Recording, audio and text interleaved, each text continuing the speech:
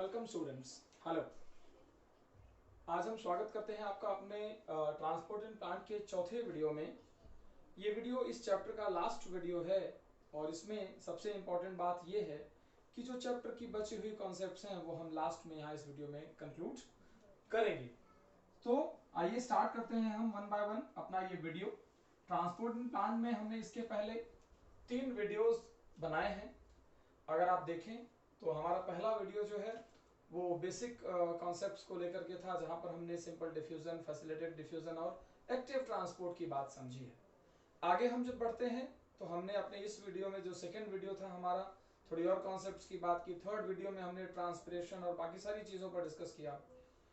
Today's videos is specific for two mechanisms. First is mechanism of absorption and the second is phloem transport की mechanism. Third उसके बाद कुछ बचे हुए concepts हैं, हम उन्हें भी डील करेंगे। तो शुरू करता हूं मैं सबसे पहले आपको यह समझाना कि मैकेनिज्म ऑफ मिनरल ट्रांसपोर्ट क्या होता है। मैकेनिज्म ऑफ मिनरल अब्जॉर्प्शन पहले कर लेते हैं। ट्रांसपोर्ट वाटर के साथ होता है, आप जानते ही हैं। So foremost is mechanism of mineral absorption. ऐसा कॉन्सेप्ट्स आपके दिमाग में जरूर है। दो चीजें ध्यान देने वाली। पहली तो most minerals absorbed actively. Most minerals absorbed actively. Actively से मतलब आप समझते हैं दैट एटीपी कंज्यूम। आप जानते हैं कि एटीपी कंज्यूम होगी इस प्रोसेस में, तभी हम इसे एक्टिवली कहते हैं।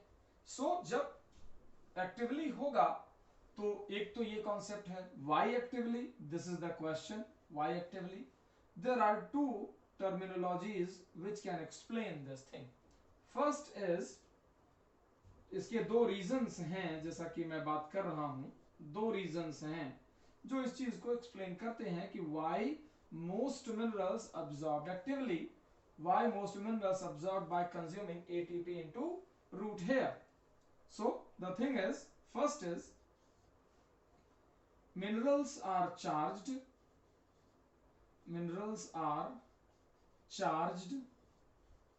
in soil solution. हम कह रहे हैं बेटा कि सॉइल के सोल्यूशन में मिनरल चार्ज्ड फॉर्म में है। अगर कोई मिनरल चार्ज फॉर्म में है, that need ATP surely for its absorption. और सेकेंड कॉन्सेप्ट ये कहती है कि minerals are more concentrated inside, minerals are more concentrated inside root hair than soil. Soil के कंपैरिजन में रूट हेयर में मिनरल्स ज्यादा कंसंट्रेटेड हैं। मतलब कि it means that absorption is, ये जो इसका अब्जॉर्प्शन है, is against concentration gradient. Absorption is against concentration gradient. इसका जो पूरा अब्जॉर्प्शन है वो कंसंट्रेशन ग्रेडियंट के अपोजिट चला है। तो आप जानते हैं कि चाहे चार्ज्ड आयन का हो ट्रांसपोर्ट, चाहे अगेंस्ट कंसंट्रेशन ग्रेडियंट हो, in both cases you need to spend some ATP. पहला point, most minerals absorb actively. और इसके साथ ये भी ध्यान देना है कि some minerals can absorb passively as well. कुछ मिनरल्स ऐसे भी हैं बेटा जो पैसिव अब्जॉर्प्शन विदाउट एटीपी के अब्जॉर्प्शन भी शो करेंगे। ये बहुत जरूरी कॉन्सेप्ट है। मोस्ट ध्यान रखना, सम ध्यान रखना। Most is active, some is passive. ये अगर आप ध्यान रखेंगे तो आपको ये कॉन्सेप्ट हमेशा याद रहेगी। चलिए आगे बढ़ते हैं। जब आप ये एक्टिव और पैसिव अब्जॉर्प्शन समझ लेते हैं तो आप ये समझ लें कि मिनरल ट्रांसपोर्ट के दो स्टेटमेंट हैं। पहला इनवर्ड फ्लो और दूसरा आउटवर्ड फ्लो, प्लांट के अंदर आना और प्लांट से बाहर जाना। Inward flow and outward flow. जो इनवर्ड फ्लो जो है उसको हम कहते हैं influx, what we call it as influx. और जो आउटवर्ड फ्लो है that is called as efflux. Influx, efflux. हम मेनली यहां पर ये बात समझ लें कि जो इनफ्लक्स है वो एक्टिव प्लस पैसिव दोनों मेथड से होता है, और जो इफ्लक्स है, जो बाहर का फ्लो है, वो ओनली एक्टिव होता है बेटा। केवल और केवल एक्टिव मेथड से ही पॉसिबल है बाहर जाना। क्लियर? समझिए जरा, इसको हम डायग्रामेटिकली क्लियर कर लेते हैं। इनफ्लक्स दो स्टेजेस में पूरा होता है। Influx is completed in 2 stages. पहली स्टेज का नाम है इनिशियल स्टेज और दूसरे का नाम है मेटाबॉलिक स्टेज। इन 2 स्टेजेस में ये अंदर की तरफ आएगा। इसमें से जो इनिशियल स्टेज है दैट इज पैसिव और ये जो मेटाबॉलिक स्टेज है दैट इज एक्टिव। इसीलिए मैंने आपको पैसिव और एक्टिव दोनों साथ साथ मेंशन किए हुए हैं। ये दोनों चीजें साथ ही चला करेंगी। जब आप इस कॉन्सेप्ट को समझते हैं तो कुछ इस तरीके से समझना चाहिए आप। जैसे कि मैंने ऐसे समझाया कि मान लीजिए ये रूट है, ये उसके साथ एक बड़ा कॉन्सेप्ट मैंने रूट हेयर का भी जरूर रखा है। थोड़ा अंदर गए, हमने कहा कि because both root and root hairs have cell wall in their cells, तो बाहर मैंने सेल वॉल बनाई है और अंदर बनाई है प्लाज्मा मेम्ब्रेन। क्लियर है बात? दोनों के बीच के स्पेस को हम पेरीप्लाज्मिक या आउटर स्पेस कहते हैं, जबकि इस अंदर वाले पार्ट को हम साइटोप्लाज्मिक या इनर स्पेस कहते हैं। What we call it as inner space, outer space. ध्यान से समझिए इनर स्पेस और आउटर स्पेस की कॉन्सेप्ट। अब जैसे मान लीजिए यहां पर कोई मिनरल है, वो अपना ट्रेवल स्टार्ट करता है, अब्जॉर्प्शन स्टार्ट करता है, पहले यहां आता है। The structure is root hair, you may have already understood the concept. पहले कोई सब्सटेंस है, कोई मिनरल है, कोई आयन है, वो यहां से अब्सॉर्ब होकर पहले इस तरफ आता है और पहुंचता है पेरीप्लाज्मिक स्पेस में, यानी कि आउटर स्पेस में। फिर उसके बाद वो यहां से थोड़ी देर बाद अंदर चलता है और यहां पहुंचता है। अब वो यहां पर है। So we have drawn 2 arrows. First is arrow number 1 and second is arrow number 2. This is 1 and this is 2. Arrow number 1 is called as initial phase. This is initial phase and arrow number 2 is metabolic phase. मुझे ये बताने की बिल्कुल भी जरूरत नहीं है, अब लग रहा है कि इनिशियल फेज मतलब सेल वॉल जो कि डेड है, और मेटाबॉलिक फेज मतलब प्लाज्मा मेम्ब्रेन जो कि लिविंग है। That is why initial phase is apoplastic. You have heard the word, याद कीजिए इनिशियल फेज क्या है? एपोप्लास्टिक है, जो डेड के वाया चलता था। और plasma membrane is living, then it will be symplastic. Am I right? इसी वजह से हमने अभी थोड़ी देर पहले कहा कि जो इनिशियल फेज है वो डेड है तो पैसिव है, लिविंग है तो एक्टिव है। जो डेड है, पैसिव है, वो फास्ट है। जो लिविंग है, सिम्प्लास्टिक है, वो स्लो है। क्योंकि रेजिस्टेंस ज्यादा है, इस वजह से ऐसे हो रहा है। तो ये अब्जॉर्प्शन आप पहले बाहर से सॉइल से पेरीप्लाज्मिक स्पेस में यानी आउटर स्पेस में, फिर आउटर स्पेस से प्लाज्मा मेम्ब्रेन को पार करते हुए इनर स्पेस में आने की प्रोसेस, इस तरीके से प्रोसेस में हम समझते हैं। ऐसे तरीके से ही ये समझाया जा सकता है। तो मोस्ट आयंस अब्सॉर्ब एक्टिवली, सम आयंस अब्सॉर्ब पैसिवली। ओके, आगे चलते हैं। लेकिन और मैंने साथ में ये भी बताया है कि फ्लक्स हमेशा और हमेशा केवल एक्टिव होता है, उसके साथ और कोई प्रोसेस नहीं चलती है। हम आगे बढ़ रहे हैं बेटा, अपना अगला टॉपिक डिस्कस करने चल रहे हैं, दैट इज फ्लोएम ट्रांसपोर्ट। जो फूड का ट्रांसपोर्ट होता है फ्लोएम में, हम उस पर बात करने वाले हैं। फ्लोएम ट्रांसपोर्ट इन प्लांट्स, कैसे करके ये ट्रांसपोर्ट चलता है, इसी तरीके को समझिए। हमने पहले कहा कि फ्लोएम प्रेजेंट एट सरफेस, ध्यान दीजिए, फ्लोएम कहां प्रेजेंट है? सरफेस पर प्रेजेंट है, जाइलम इन सेंटर। आप जानते हैं फ्लोएम सरफेस पे है और जाइलम इन सेंटर है of stem and root, usually xylem in centre, जब तक कि बाइकोलेटरल वास्कुलर बंडल की कॉन्सेप्ट हम ना लेकर आए।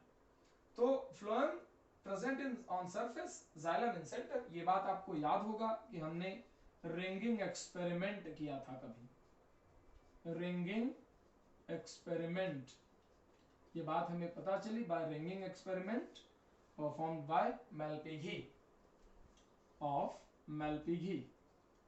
तो ये जो मेलपिघी का एक्सपेरिमेंट था बेटा, रिंगिंग एक्सपेरिमेंट पर जो उन्होंने किया था, उसमें उन्होंने हमें समझाया कि फ्लोएम जो होता है वो सरफेस पर होता है, जाइलम जो होता है वो सेंटर में पाया जाता है। It is food conducting tissue. आप ये भी जानते हैं कि ये टिश्यू ऐसा टिश्यू है जो फूड कंडक्ट करता है। It is food conducting tissue. Food की जगह पर वर्ड फोटोसिंथेट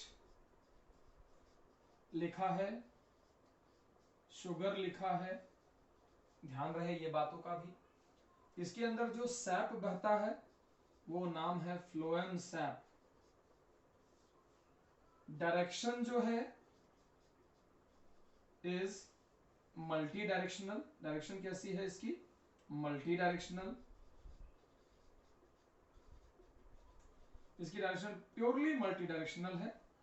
कुछ जगहों पर आप इसे बाई डायरेक्शनल भी लिखा देखेंगे, दोनों सेम वर्ड हैं, बाई डायरेक्शनल कहूं, मल्टी डायरेक्शनल कहूं। और एक बात ध्यान देने वाली with star, follow source to sink direction, follow source to sink direction. ये source to sink direction follow करता है। सोर्स का मतलब पॉइंट ऑफ सिंथेसिस, जहां पर ये बनता है फूड या जहां ज्यादा मात्रा में है, और सिंक मतलब पॉइंट ऑफ स्टोरेज या रिक्वायरमेंट। जहां स्टोरेज है या जहां जरूरत है उसे सिंक कहते हैं, जहां सिंथेसिस है या कलेक्टेड है पहले से, उसे हम सोर्स कहते हैं। सोर्स से सिंक की ओर हमेशा चला करता है। तो फ्लोएम ट्रांसपोर्ट के बारे में ये आपको बेसिक बातें सबसे पहले पता होनी चाहिए। आपने ये बात समझी हुई थी, मैंने आपको एक डायग्रामेटिक वे में ये बात समझाई थी कि जो सोर्स और सिंक का कॉन्सेप्ट है वो कुछ इस तरीके से है बेटा, कि अगर ये स्टेम है, मैंने आपके सामने रखा कि ये स्टेम है, इस तरीके से ये लीफ है, नीचे की तरफ अगर हम बात करें कि सिस्टम है, तो अगर फूड यहां बनता है तो एक टाइम तो ऐसा होगा कि ये फूड यहां से चलते हुए नीचे जाएगा बेटा, और एक टाइम ऐसा होगा कि जैसे मान लीजिए यहां पर लीफ है और इसके एक्सिल में कोई बड है, तो इस बड की ग्रोथ होगी तो एक टाइम फूड ऊपर की तरफ भी आएगा। ये बात मैंने शुरुआत में समझाई हुई है, आपने पहले वीडियो में, आप अगर पार्ट 1 देखेंगे तो वहां पर और अच्छे से समझाया है। तो एक डायरेक्शन नीचे की ओर, एक डायरेक्शन ऊपर की ओर, तो ये डाउनवर्ड और ये आप देख रहे हैं अपवर्ड। अच्छी बात ये है समझने वाली कि अपवर्ड और डाउनवर्ड दोनों जब चल रहे हो साथ, तो उस समय हम ये भी देख रहे हैं बेटा कि downward growth when growing season occurs, ये तब पॉसिबल है जब सीजन कैसा है, ग्रोइंग सीजन, और ये आफ्टर ग्रोथ सीजन ओवर। तो जब दोबारा नए सीजन की ग्रोथ करने की बारी आती है तब ये सिस्टम स्टार्ट होता है। ये यहाँ पर बड है और बड की ग्रोथ के लिए ऊपर से की तरफ फूड आ रहा है नीचे से, तो ये दोनों डायरेक्शंस आपको दिमाग में रहनी चाहिए। इस तरीके से हम इसे कहते हैं।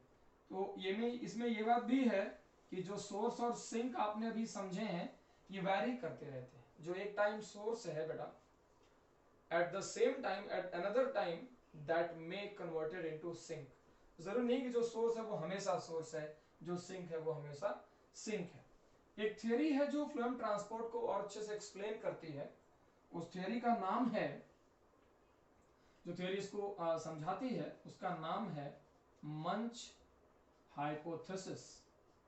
थियरी का नाम है मंच हाइपोथेसिस। ध्यान रहे, Munch hypothesis is also known as pressure flow hypothesis.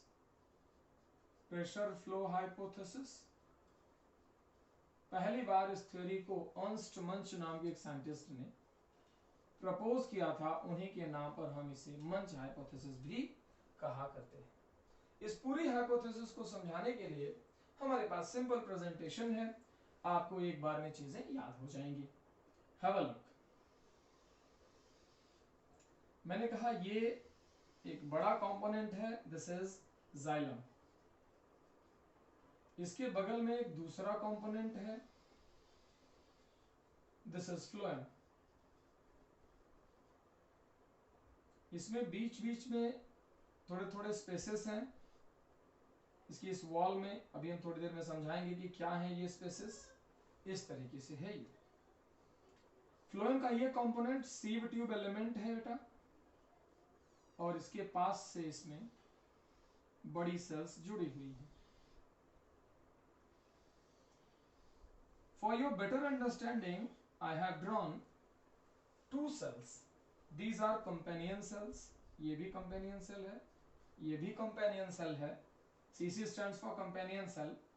और इनके साथ जो दूसरी सेल्स जुड़ी हुई हैं वो आप जानते हैं कि मेसोफिल सेल्स हैं।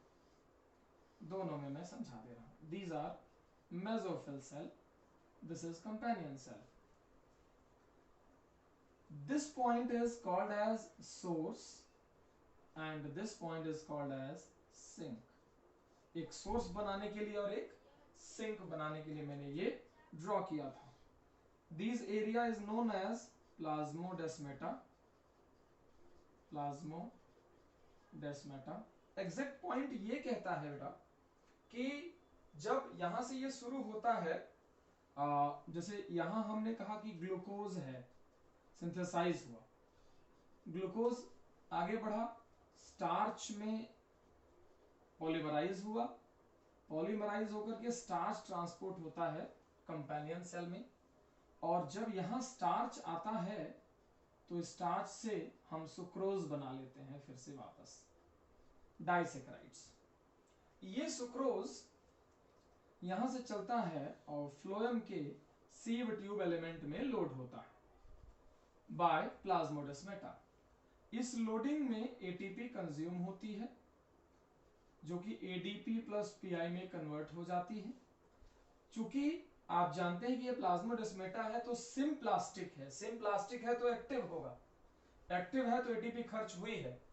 ध्यान रहे, यही कंफ्यूजन है कि जब यहां से यहां चल रहा है तो एक्टिव क्यों, वापस आते समय अनलोडिंग भी एक्टिव है, वाई एक्टिव हम समझाएंगे। हमने कहा कि सिम प्लास्टिक है, प्लाज्मोडेस्माटा के वाया गया है तो इस तरीके से ये ट्रांसपोर्ट हुआ and you get sucrose here. आपको सुक्रोज यहां पर मिल गई। ध्यान देने वाली बात ये भी है कि ये जो सुक्रोज है ये most preferred sugar for transport. मैंने यहां लिख दिया है most preferred sugar for transport. ध्यान दीजिएगा, ये एटीपी एडीपी और पीआई में कन्वर्ट हुआ और इस तरीके से ये सुक्रोज नीचे चलना शुरू होगा। सुक्रोज को नीचे फ्लो कराने के लिए यहां से वाटर का फ्लो जरूरी है। जाइलम में जो पानी ऊपर चढ़ता हुआ जा रहा था, दिस इज जाइलम सैप। आप जानते हैं कि ये जाइलम सैप है। इसमें से थोड़ा वाटर, ये वाटर है जो अब्सॉर्ब कर लिया गया अंदर की तरफ, फिर ये सुक्रोज और वाटर घुल गए और ये सुक्रोज यहां से फ्लो करने लगा। थोड़े टाइम के बाद when we get sucrose here, तो हम ये कहते हैं कि सुक्रोज यहां से ट्रेवल होकर अंदर वापस सिंक के पॉइंट पर सुक्रोज हमें फिर से मिल जाता है। ये भी सिम्प्लास्टिक पैथवे है that also need consumption of ATP. Sucrose यहां आया, सुक्रोज अगेन पॉलीमराइज हो जाता है और फिर स्टार्च बन जाता है। ये स्टार्च यहां भी रह सकता है, जरूरत पड़ने पर मेसोफिल सेल में भी स्टार्च जा सकता है based on need. The point is source कहां है, सिंक कहां है। सीव ट्यूब एलिमेंट है, कंपेनियन सेल है, मेसोफिल सेल है। जैसे ही sucrose mesophyll sieve tube element को लीव करके कंपेनियन सेल में जाता है, वाटर वापस एंटर हो जाता है जाइलम में। तो water always entered into xylem again. और इस चीज को यहां पर हमने ऐसे करके समझा कि ये करते हैं। अगर आप देखेंगे तो मैं इस चीज को इस तरीके से भी एक्सप्लेन करता हूं। यहां पर जो फ्लोएम में चल रहा है that is known as phloem sap, और जो जाइलम में चल रहा है उसको हम बोलते हैं जाइलम सैप। अगर मैं ध्यान दूं, आपको समझाऊं, तो कैसे करके चीजें क्लियर हो सकती हैं, जरा देखिए। आप ये बात समझते हैं कि यहां इस पॉइंट में जो ऊपर की बात है उस पर ध्यान दीजिए आप। यहां सोल्यूट का अमाउंट जो है वो यहां ज्यादा है कि नहीं। ऑब्वियसली सोल्यूट यहां कम है, चूंकि यहां बन रहा है, ग्रीन पार्ट है, एरियल पार्ट है, बन रहा है, कहीं नीचे जाना है। सोल्यूट ज्यादा है, सोल्यूट कम है। साई एस कम है, मोर नेगेटिव है। बताया था मैंने आपको, हमारे थर्ड वीडियो में आपको मिलेगा कि सोल्यूट जब ज्यादा होता है तो साई एस कम होता है, यानी मोर नेगेटिव होने की वजह से लेस हो जाता है। तो यहां पर मैंने ये बात कही है। यहां पर साई एस कम, तो यहां पर साई एस ज्यादा। सोल्यूट ज्यादा है तो साई डब्ल्यू यहां का कम होगा, साई डब्ल्यू यहां का ज्यादा होगा। ऑस्मोटिक पोटेंशियल की अगर बात करें, ऑस्मोटिक प्रेशर की बात करें, तो ऑस्मोटिक प्रेशर यहां का ज्यादा होगा, ऑस्मोटिक प्रेशर यहां का कम होगा। टर्गर प्रेशर यहां का ज्यादा होगा, टर्गर प्रेशर यहां का कम होगा।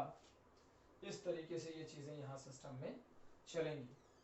सो हम कहते हैं कि फूड हाई टीपी एरिया से low TP area, high OP area से low OP area, low psi W से हाई साई डब्ल्यू की ओर, लो साई एस से हाई साई एस की ओर, इस तरीके से चला करेगा। और ये एक सिंपल प्रेजेंटेशन है जो चीजों को क्लियर करा सकता है। लंबा पॉइंट है, अगर आप एनसीईआरटी में पढ़ेंगे तो लगभग एक पेज में लिखा है, लेकिन यहाँ पर आपको इतने में ये बातें क्लियर हो जाएंगी। सो कंसिडर इट और उस तरीके से इसको आप फॉलो करें। जब आप इस तरीके से इसे फॉलो करेंगे तो आप कहेंगे कि हाँ, फ्लोएम का ट्रांसपोर्ट आपको क्लियर समझ में आ चुका है। एक बात और ध्यान देने वाली है बच्चों, वो ये है कि जो फ्लोएम का ट्रांसपोर्ट है ये हमेशा नीचे ही नहीं होगा। जरूरी नहीं है कि सिंक हमेशा नीचे ही हो, सिंक ऊपर भी हो सकता है, सिंक अगल बगल भी हो सकता है। So it depends on structure of plant and season itself. So हम बात करते हैं आगे चैप्टर में। यहां तक तो मेन बातें थी, कुछ और चीजें मैं समझा देता हूं, उसको भी आप जरूर ध्यान दे लीजिए। चैप्टर में एक बात तो ये छूट गई है बीच में कहीं कि टाइप्स ऑफ मेम्ब्रेन्स कौन कौन सी होती हैं। टाइप्स ऑफ मेम्ब्रेन्स हमने बात करी अलग अलग चीजों की, लेकिन मेम्ब्रेन कहीं ना कहीं मिसिंग है, तो हमें वो एक बार समझ लेना चाहिए, आपका काम आसान हो जाएगा। अगर हम करें तो हम कहते हैं कि बेस्ड ऑन परमिएबिलिटी, परमिएबिलिटी के बेसिस पर मेम्ब्रेन्स चार तरह की होती हैं बेटा। Based on permeability membranes are of 4 different types, 4 अलग अलग तरह की होती हैं। ध्यान दीजिए, पहला परमिएबल, दूसरा इम्परमिएबल, तीसरा सेमी परमिएबल, और चौथा सेलेक्टिवली परमिएबल। सेलेक्टिवली या डिफरेंशियली बोलते हैं, आप उसे ये चौथी कैटेगरी में रख सकते हैं। ठीक, क्या है वो समझिए जरा कि क्या होती है मेम्ब्रेन्स की और डिटेल्स। अगर किसी मेम्ब्रेन से बेटा सॉल्यूट भी पार हो जाए और सॉल्वेंट भी पार हो जाए तो ऐसी मेम्ब्रेन को हम कहते हैं परमिएबल मेम्ब्रेन, दोनों ही पार हो जाए। एग्जाम्पल है सेल वॉल। ध्यान रहे, जो लिग्निफाइड सेल वॉल्स हैं इस तरीके से परमेबिलिटी शो करती। इम्परमिएबल, ऐसी मेम्ब्रेन जिससे सॉल्यूट भी न पार हो और सॉल्वेंट भी न पार हो सके, ऐसी मेम्ब्रेन्स को ही हम इम्परमिएबल मेम्ब्रेन कहा करते हैं। एग्जाम्पल है क्यूटेनाइज्ड और सुबेराइज्ड membranes. You may recall the example easily that suberin present in endodermis as Casparian strip. तो Casparian strip क्या हुई? एक impermeable membrane हुई। सेमी परमिएबल मेम्ब्रेन का बेसिक आइडिया ये है बेटा कि सेमी परमिएबल मेम्ब्रेन में से सॉल्यूट तो नहीं जा सकेगा लेकिन सॉल्वेंट जा सकेगा, सॉल्वेंट जा सकेगा, सोल्यूट नहीं जा सकेगा। एग्जाम्पल है copper ferrocyanide membrane, copper ferrocyanide membrane. या आप और अच्छा एग्जाम्पल लिख सकते हैं तो आप कोलोडियन मेम्ब्रेन लिख सकते हैं। ये ऐसी मेम्ब्रेन है जो सॉल्यूट को तो अलाउ नहीं करती लेकिन सॉल्वेंट को अलाउ कर देती है। सेलेक्टिवली परमिएबल मेम्ब्रेन का ये लॉजिक है कि सॉल्वेंट तो सारे जाएंगे, सारे, लेकिन सॉल्यूट दो तरीके का बिहेव शो करेंगे, कुछ जाएंगे और कुछ नहीं जाएंगे। ध्यान दीजिए, सॉल्यूट के दो behaviour, some solutes can pass और other solutes can not pass, solvent always passed.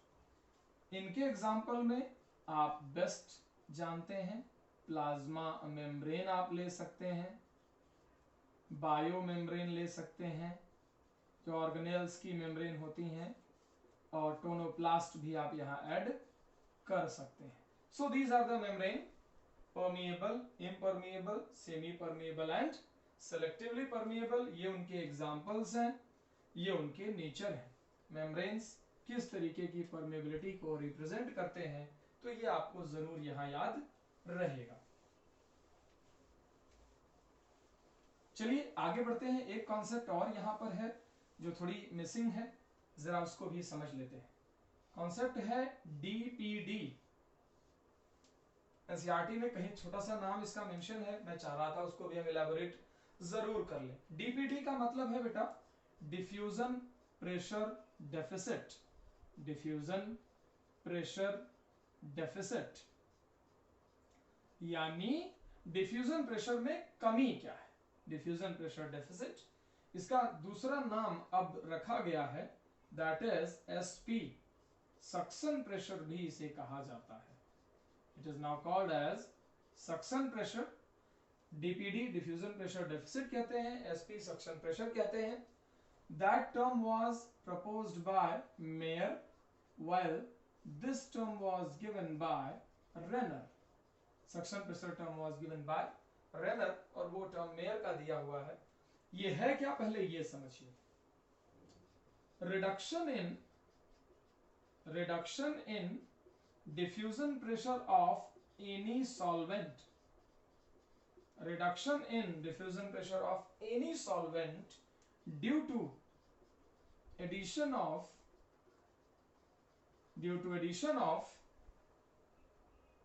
अगर इसके अंदर हम ऐड कर दें सोल्यूट इनटू इट। एक डेफिनेशन ये भी कहती है कि प्योर सॉल्वेंट का और उसके सॉल्यूशन का जो डीपी होता है उसके डिफरेंस को ही डीपीडी कहते हैं। आपको मैं वो दूसरी डेफिनेशन भी समझाता हूं। It is difference in DP of diffusion pressure का difference of solvent and solution, solvent का और सॉल्यूशन का। It is difference in DP of solvent and solution when both exposed with same pressure, दोनों same pressure में हो, and separated by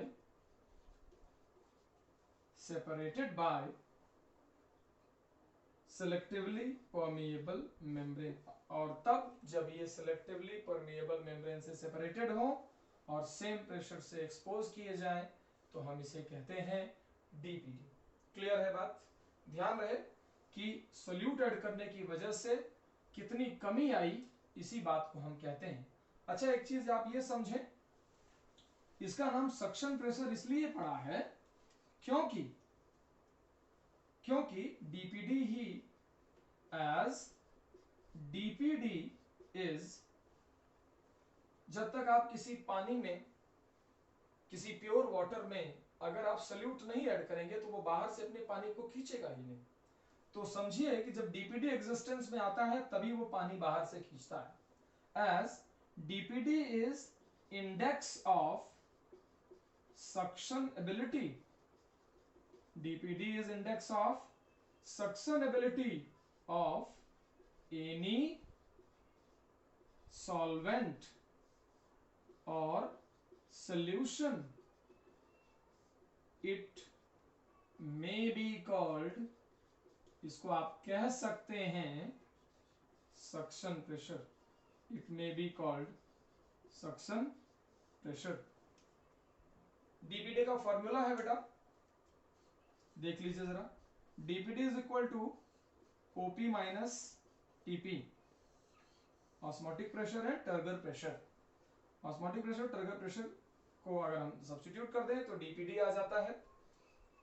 ये बहुत जरूरी कॉन्सेप्ट है। Water flows from low DPD to high DPD, low DPD to high DPD. Low DPD है, ध्यान रहे, लो डीपीडी अगर कहीं है तो इसका मतलब वो हाई डीपी है, और अगर हाई डीपीडी है इसका मतलब वो लो डीपी है।